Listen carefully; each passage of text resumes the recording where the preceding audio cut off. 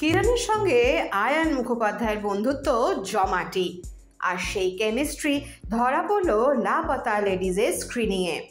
আয়ানকে দেখেই আহ্লাদে আটখানা কিরণ রাও।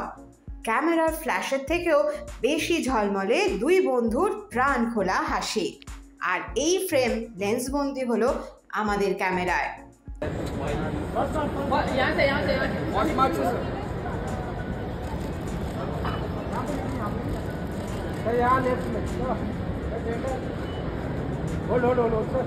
होल्ड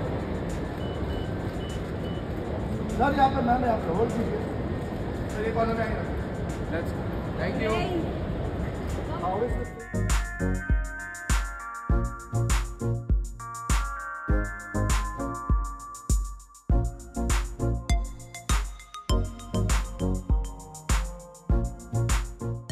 এই সময় ডিজিটাল।